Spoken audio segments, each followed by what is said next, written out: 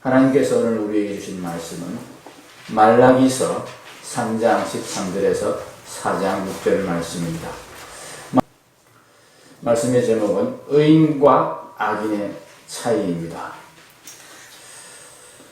사랑하는 성도 여러분, 슬프게 사는 것이 좋은 일입니까? 즐겁게 사는 것이 좋은 일입니까? 제가 바보 같은 질문을 하고 있죠. 그런데 여러분이 대답을 함부로 하면 안 되겠다 그런 생각이 들지요. 함정이 있을 것 같다 그런 생각을 하실 겁니다. 오늘 말씀을 보면은 참 이상한 말씀이 우리에게 주어지고 있습니다. 악인들이 하나님을 대적하는 말로 참 완악한 말을 한다. 13절을 다시 한번 읽어볼까요? 여호와가 이르노라 너희가 완악한 말로 나를 대적하고도 이르기를 우리가 무슨 말로 주를 대적하였나이까 하는도다. 하나님을 대적하는 말을 했다 이렇게 말을 하는데 우리가 언제 그랬습니까? 말을 한다. 근데 그 말이 어떤 말이냐? 14절에 나오는 말입니다. 이는 너희가 말하기를 너희가 이런 말 하지 않았느냐 이렇게 선지자가 말라기라는 선지자가 이 말라기서의 이름은 선지자의 이름입니다. 말라기라는 선지자의 이름입니다. 이런 너희가 말하기를 하나님을 섬기는 것이 헛되다. 만군의 여호와 앞에서 그 명령을 지키며 슬프게 행하는 것이 아무 유익이 없다. 이렇게 말한다는 것입니다. 앞에 하나님을 섬기는 것이 헛되다. 이 이야기에는 우리가 쉽게 동의할 수 있습니다. 헛되지 않다. 이것이 악인들이 하나님을 대적하는 말이다 하는 것을 우리가 쉽게 동의할 수 있습니다. 그런데 뒤에 말씀, 그 명령을 지키며까지는 괜찮습니다. 슬프게 행하는 것이 무엇이 유익하리요? 이 말을 누가 한다고요? 악인들이. 이 말이 여호와 하나님을 대적하는 말이라고. 그럼 바꾸어서 말하면 의인들이 하는 말은 하나님을 믿는 자들, 하나님 편에 선 자들은 슬프게 행하는 것이 유익하다 이렇게 말해야 된다는 얘기죠. 맞습니까? 저를 좀 쳐다보고 고개를 끄덕여 주시든지 맞다고 아멘 이렇게 주시든지 아니면 도저히 나는 수용할 수 없다 그렇게 이야기하시든지 한번 해보십시오. 지금 14절 말씀이 여호와 앞에서 그 명령을 지키며 슬프게 행하는 것이 무엇이 유익하리요? 여호와 하나님 앞에서 슬프게 행하는 것이 유익이 없다 그런 말이죠. 하나님 앞에서 즐거워하는 것이 유익하고 하나님 앞에서 슬프게 행하는 것은 유익하지 않다 이런 말이죠. 우리가 예수님을 믿고 예수 그리스도의 보혈의 공로로 대속받아서 하나님의 은혜 속에 들어가면 항상 기쁘고 즐거워야 되는 것 아닙니까? 구약 성경에 그렇게 말했지 신약 성경에서는 그렇게 말씀하지 않을 것이다. 혹시 여러분 그렇게 생각하십니까?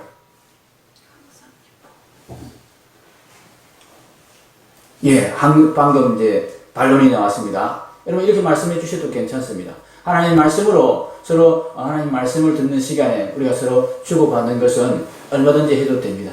여러분이 설교 시간에 개인적인 사적인 이야기를 하거나 잡담을 하는 것은 하나님께 대한 받은 예배의 태도가 아닙니다. 그러나 하나님 말씀을 가지고 서로 묻고 답하는 것은 하나님께 예배드리는 일에 전혀 문제가 없는 일입니다. 그래서 우리가 오후 예배 시간에 말씀을 가지고 서로 나누는 시간을 예배 시간이라 그렇게 이름을 붙이는 것입니다. 항상 기뻐하라, 쉬지 말고 기도하라, 범사에 감사하라 그랬는데 기뻐해야죠. 그런데 예수님께서 또 뭐라고 말씀하셨습니까? 마태복음 5장에서 애통하는 자가 복이 있다. 진능이 가난한 자가 복이 있다. 의에 줄이고 목말라서 그렇게 간절히 슬퍼하며 애통하는 자가 복이 있다. 그렇게 말씀하셨습니다. 그냥 한 번 애통하는 건 아니고 애통하는 삶을 계속 사는 것이 복이다. 그렇게 말씀하셨다는 것을 우리가 기억해야 됩니다. 하나님을 믿는, 예수님을 믿는 자들은 두 가지가 동시에 이루어져야 됩니다. 애통하는 가운데 기뻐하는 것입니다. 나의 모습을 보면서 여전히 이 죄 문제가 여전히 내게 남아있어서 이 죄에서 온전히 벗어나지 못하는 나의 모습 때문에 계속 애통하며 하나님께 부르짖으며 슬퍼하는 가운데 나아가야 하고, 그 가운데서도 여전히 하나님께서 나를 버리지 아니하시고 나의 이 죄를 하나님께서 정죄하지 아니하시고 반드시 나를 승리하게 하실 약속을 주셨다는 것 때문에 기뻐하는 것입니다. 14절에 슬프게 행한다, 이 표현이 본래 문자적으로는 무슨 표현이냐 하면은, 슬프게라는 표현이 상복을 입고서 그런 뜻입니다. 더 정확한 문자적인 표현은 제복을 입고서, 거무튀튀한 제 색깔의 옷을 입고서 그런 뜻입니다. 이 슬픔이 무엇에 대한 슬픔이냐 하면은 죽음에 대한 슬픔을 말하는 것입니다. 죄로 인해서 죽을 수밖에 없는 자신의 모습, 죄로 인해서 죽을 수밖에 없는, 영원히 멸망할 수밖에 없는 인간들의 모습을 보면서 상복을 입을 때 슬퍼하는 것처럼 항상 그렇게 우리의 죄 때문에 우리가 멸망받을 수밖에 없고 죽을 수밖에 없는 인간이구나. 우리에게 닥친 이 죽음이, 우리에게 계속해서 나타나는, 인간 사이에 나타나는 이 죽음의 문제가 참 죄로 인한 것이구나 하는 것을 인식하면서 이 죄 문제를 어떻게 하고 내 삶에서 이 죄 문제가 해결되어야만이 하나님 앞에 정말 정결한 의인으로 그렇게 하나님 앞에 설 수 있는데, 하나님이 정말 그런 모습을 기뻐하시는데 나는 하나님의 자녀가 되었다고 하면서 여전히 그런 모습으로 하나님 앞에 하나님의 기쁨이 되지 못하고 있는 것 때문에 슬퍼하고 애통해야 하는 것. 그럼에도 불구하고 낭망하지 아니하고, 왜냐하면 내가 열심히 정말 노력하고 애써도 안 되는 이 죄의 문제, 그 죄의 문제를 그냥 포기해버리지 않고 그 해도 소용없다 이렇게 말하지 아니하고 하나님의 약속을 믿으면서 주 예수 그리스도의 십자가의 그 보혈의 능력을 믿으면서 반드시 나를 새롭게 하시고 이기게 하시고 하나님을 바라보며 승리하게 하실 것이다. 지금 나의 마음이 애통하지만, 애통한 마음으로 가득 차 있지만 그 애통한 가운데서 승리의 소망을 분명히 붙들면서 단지 애통하기만 하지 않는 그런 믿음의 삶을 사는 것이 성도의 삶이다 하는 것입니다.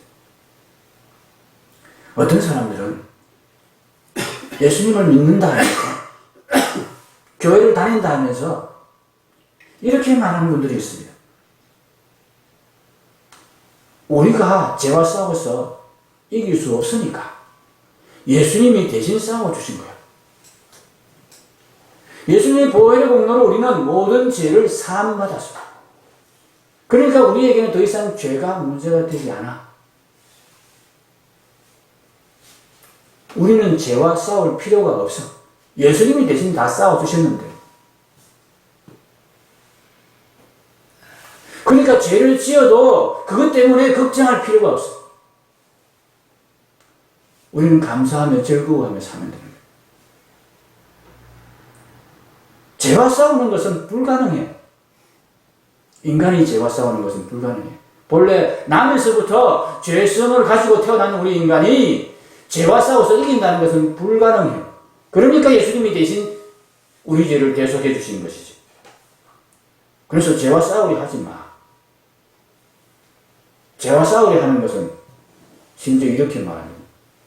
예수님의 십자가를 부인하는 거예요. 여러분, 그럴듯합니까? 솔깃하지 않습니까? 죄를 지어도 아무 걱정할 필요 없어. 그리고 그 죄를 이기려고, 죄와 싸워서 이기려고 애쓸 필요 없어. 그냥 죄를 지으면, 죄를 지었는가 보다. 예수님이 또 내 죄를 대신해서 십자가를 져주셨으니, 감사할 뿐이다. 이러면서 그냥 즐거워하면, 평안하게 죄에 대해서 죄책감 가질 필요 없이 그냥 살면 돼. 예수님을 믿는 사람 중에 그런 분들이 있습니다. 내가 죄와 싸워봤는데, 죄와 싸워서 도무지 이기지 못해. 그것 때문에 괴로워가지고 예수 믿는 삶이 너무 힘들었어, 나는. 죄에 매여서 그 죄와 싸워서 이기려고 하는 그 삶이 내게 너무나 힘들고 예수 믿는 즐거움이 하나도 없었어. 예수님이 내 죄를 대신해 주셨는데 내가 그걸 모르고 내가 내 죄를 짊어지고 내가 죄와 싸우려 이기려고 그렇게 하다가 발버둥 치다가 내가 인생을 허비했어. 심지어 그렇게까지 말을 하는 분들이 있습니다. 하나님의 말씀은 그것이 악한 자의 말이라고 얘기합니다. 하나님 명령을 지키려고, 죄와 싸워서 이기려고, 의를 행하려고 애쓰는 것이 불필요하다, 무익하다, 유익하지 않다. 14절의 말씀이 그 말씀입니다. 이것이 누구의 말이라고요? 하나님을 대적하는 자들의 말이다. 여러분, 써보시면 안 됩니다.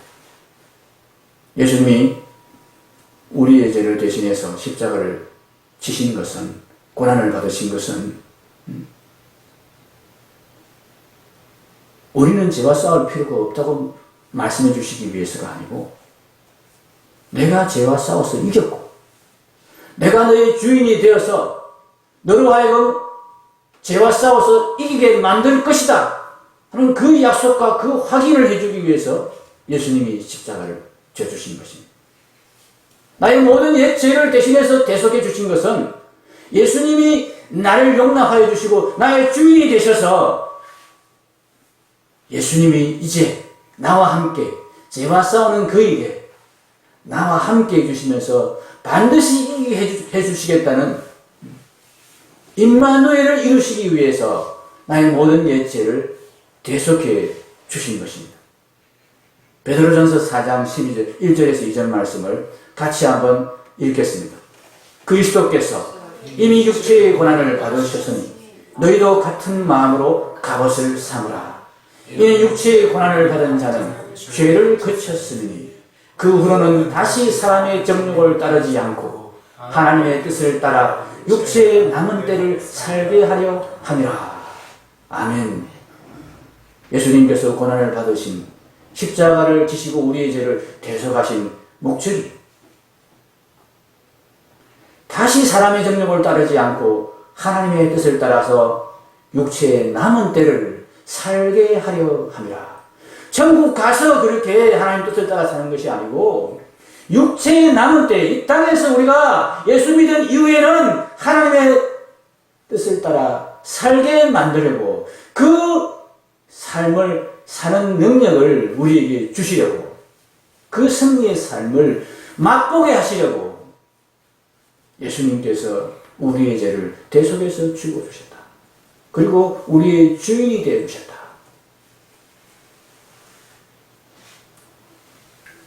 여러분, 예수님이 우리의 죄를 다 대신 담당해 주셨기 때문에 우리는 죄를 지어도 아무 상관이 없다. 여러분, 그렇게 말하려면 좀 예수님을 믿는 사람이든 믿지 않는 사람이든 동일하게 예수님의 그 대속의 십자가의 효력을 받아야 됩니다.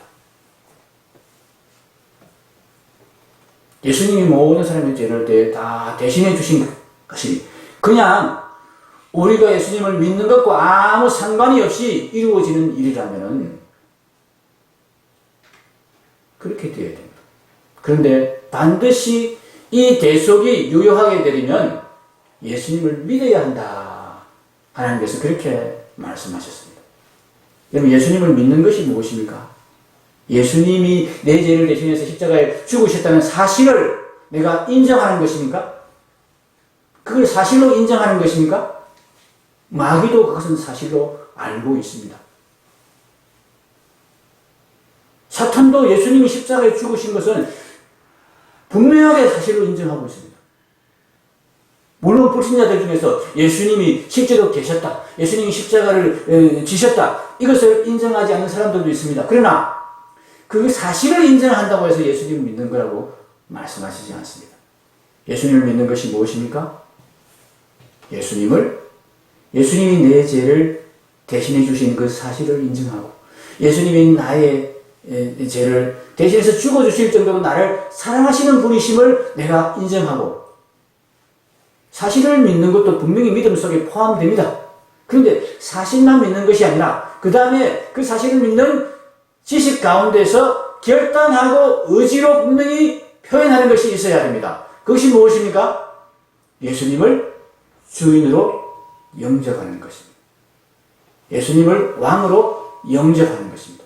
이제부로는 이제 나를 그렇게 사랑하시고 나를 위해서 내 죄 문제를 해결하기 위해서 십자가에 죽어주신 예수님, 그 고통을 기꺼이 당해주신 예수님, 그 예수님의 사랑을 믿고 그 예수님이 나를 정말 사랑하셔서 그러셨음을 내가 믿고 내 죄 문제를 해결해 주시는 예수님의 사랑을 믿고 내가 이제 그 죄 문제를 예수님과 함께 해결받기 위해서, 예수님에 의해서 해결받기 위해서 예수님을 주인으로 모시고 예수님께 복종하며 그렇게 앞으로 살겠습니다. 이 고백을 하는 것이 믿음인 것입니다. 이후로는 내가 주인이 되지 않고 내 맘대로 살지 않고 예수님의 뜻대로 예수님이 내 인생의 주인이 되어서 그렇게 사는 삶을 살겠습니다. 여러분, 그것이 세례의 고백입니다. 세례받을 때 왜 물을 붓는지 아십니까? 왜 세례받을 때 물에 잠겼다가 다시 올라오게 하는 줄 아십니까? 나는 이제 죽겠습니다. 물에 잠겨다는 죽겠습니다. 내 고집, 내 욕심, 내 주장은 이제 없습니다. 나의 주인은 이제 내가 아니고 더 이상 내가 아니고 예수님이십니다. 그렇게 앞으로는 새 사람으로, 예전에는 내가 주인이 되었던 나 혼자서 살아가는 그런 인생이었는데 이제부터는 내가 주인이 아닌 예수님이 주인이 되어주시는 새 사람, 이것이 새 사람입니다. 예전에는 내가 주인이 된 나만 살아있는 사람이 나였습니다. 그러나 세례 서약을 하고 세례의 고백을 받은 우리는 더 이상 나는 내 인생의 주인이 아니고 내 안에 예수님이 계셔서 새로운 주인이 들어오셔서 주인이 바뀌어진 인생, 그 인생을 가리켜서 새 사람이다, 이렇게 말하는 것입니다. 이 사람은 여러분, 자기는 없어졌다는 것이 자기가 완전히 소멸되고 죽어졌다는 그런 뜻이 아닙니다. 내가 주인의 자리에서 없어졌다, 내려왔다, 그런 뜻입니다. 내가 목숨이 붙어 있지만 더 이상 내가 내 인생의 주인이 그런 삶을 살지 않겠습니다, 고백했다는 이야기입니다. 그래서 예수님을 믿은 사람은 이제 무엇을 위해서 사는지 아십니까? 예전에는 인생을 즐겁게 사는 것이 인생의 유일한 목적이었습니다. 인생을 떵떵거리며 큰소리치며 내 마음대로 하고 싶은 대로 하며 사는 것이 인생의 목적이었습니다. 그렇게 사는 사람이 부러웠습니다. 야, 저렇게 살면 나도 저렇게 한번 살아봤으면 좋겠는데. 그것이 예전의 나의 인생의 가치관이었고 목적이었습니다. 그런데 예수님을 주인으로 모신 사람은 어떻게 삽니까? 예수님이 나를 위해 목숨을 내놓으시기까지 하는 그 이유와 목적이 내 인생의 목적으로 바뀐 사람입니다. 그 목적이 무엇입니까? 무엇입니까? 1차적으로 예수님이 우리를 구원하신 목적은, 우리를 위해서 십자가를 지신 목적은 무엇입니까? 우리를 구원하시기 위함인데, 1차적인 구원의 목적은 무엇입니까? 죄에서 구원하는 것입니다. 죄 문제가 해결된 이후에야 우리가 천국의 복락과 평강과 그 모든 영광을 누릴 수 있게 될 것입니다. 그래서 먼저 예수 믿은 우리가 먼저 애쓰고 힘써야 될 것은 복을 누리고 즐겁게 살고 평강을 누리고 하나님 하늘의 영광을 누리는 것이 아니라, 그 영광이 반드시 우리에게 주어지는데 그 이전에 먼저 죄 문제를 해결받아야 되는 것, 죄와 싸워서 이기는 자가 되는 것. 내 힘으로 못 이기니까 예수님이 주인이 되셔서 이기게 하시는 그 은혜를 받는 것, 그 은혜를 누리고 확인하는 것, 이것이 예수 믿는 자들, 성도라 이름이 불려진 자들, 하나님의 백성이라는 자들, 하나님이 의인이라 그렇게 칭해 주시는 자들의 가장 1차적인 관심사인 것입니다. 지금 말라기 3장 13절 14절에서 하는 이야기, 이 악인들이 하는 이야기, 그리고 16절부터 18절에서 여호와를 경외하는 자들이 하는 이야기, 반대되는 이야기를 하고 있는, 서로 상반되는 이야기를 하고 있는 이 내용의 말씀이 우리에게 알려주려는 것이 바로 하나님께 의롭다 칭함을 받은 자들이 가장 중요하게 여기면서 인생의 목적으로 사는 것이 무엇이냐 하는 것입니다. 하나님을 모르는 자들, 예수님을 주인으로 진정으로 모시지 않은 자들이 인생의 목적으로 삼는 것이 무엇이냐 하는 것입니다. 의인과 악인의 차이는요, 죄 문제에 대해서 애통하며 관심을 가지고 그것이 인생의 자기의 이 삶의, 이 육체의 때에 가장 중요한 내 인생의 목적이라고 그렇게 인정하며 사느냐 아니냐, 그 차이에 있습니다. 실제로 그렇게 사느냐 아니냐는 중요하지 않습니다. 실제로 그렇게 살게 만드는 분은 예수님이십니다. 성령님이십니다.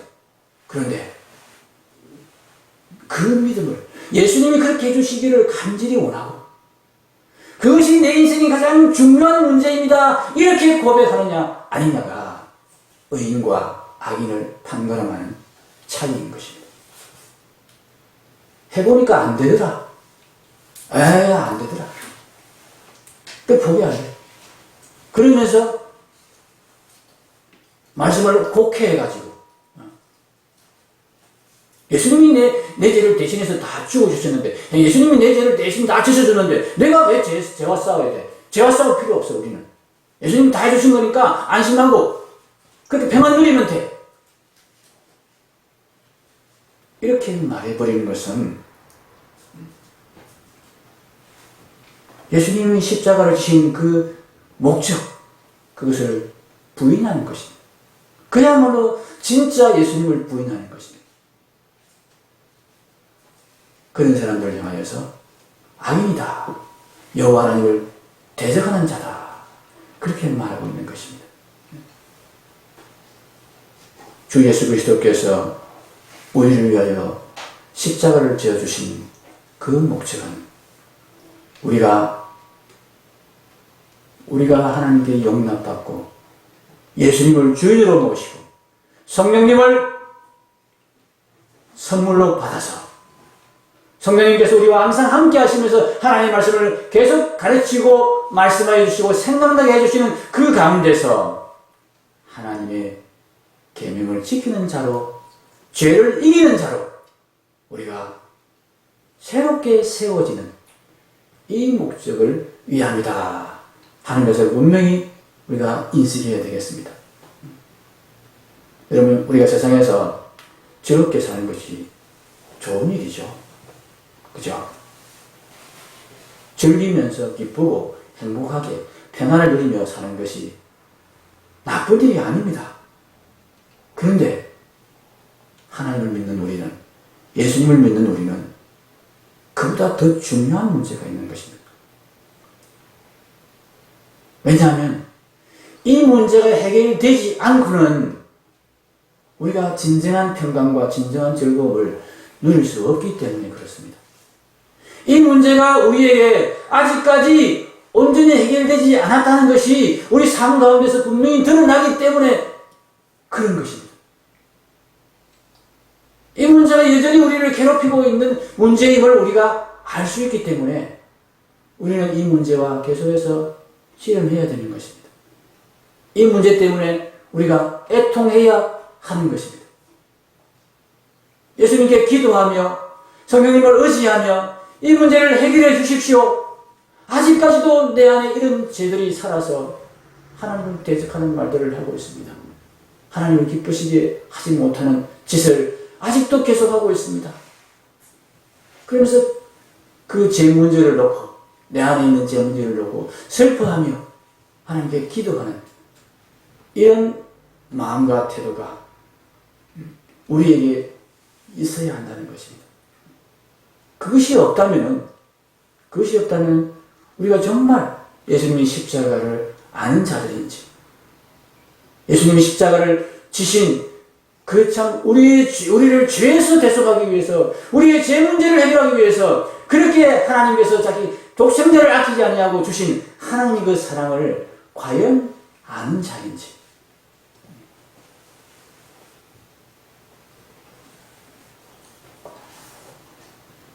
하나님께서 가장 중요하게 여기시는 우리의 문제는 죄 문제입니다. 구원은 죄에서의 구원입니다. 그렇다고 여러분 항상 찌들어서 항상 눈물 줄줄 흘리면서 그렇게 살라는 말씀이 아닙니다. 왜냐하면 우리에게 소망이 있기 때문입니다. 지금 내가 실패하고 있지만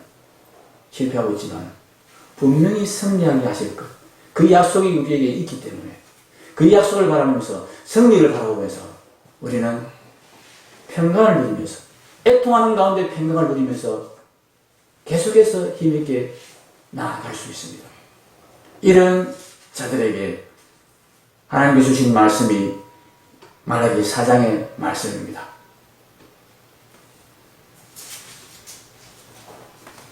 죄와 상관없이 죄 문제를 전혀 개의치 아니하고 예수님이 대신해서 대속해 주셨으니까 나는 죄 문제에 신경 쓸 필요가 없다고 말하는 이 악인들을 하나님께서 반드시 심판하실 것이다. 이 교만한 자와 악을 행하는 자들을 심판하실 것이다. 그렇게 말씀하십니다. 그러나 죄 문제를 놓고 슬퍼하며 애통하면서 예수님의 은혜를 계속 붙드는 그런 하나님을 경외하는 자들에게는 반드시 하나님께서 은혜를 베푸셔서 어떻게 하실 것이라고 그러십니까? 치료하는 광선을 비추어 주시겠다. 외양간에서 나오는 송아지같이 뛰게 해주겠다고, 기뻐 뛰게 해주겠다고. 그것을 어떻게 해주시겠냐? 예수님을 보내셔서 그렇게 해주셨습니다. 엘리야를 보내셔서 예수님의 길을 예비하게 하시고, 예수님이 오셔서 성령을 우리에게 선물로 주시는, 예수 믿는 자들에게 성령을 선물로 보내주시는 이 은혜를 우리에게 주심으로써 우리는 이제 이 죄와 싸워서 이길 수 있는 길이 열렸고 이길 수 있는 자가 되었다. 이 믿음으로 계속 가면 반드시 승리하게 해주고 하나님 나라의 그 영광을 누리게 해주겠다. 이 소망을 가지고 우리가 죄와 계속 싸우는 것입니다. 죄와 싸우면서도 우리가 포기하지 않게 되는 것입니다. 실패하면서도 여전히 소망을 가지고 하늘 영광을 바라보면서 달려가는 것입니다. 이 싸움이 저와 여러분에게 계속 있기를 원하고 이 싸움 가운데서 여전히 소망과 하나님의 은혜를 찬양하는 찬양이 우리 입에서 계속 흘러나오기를 간절히 바랍니다. 기도하겠습니다.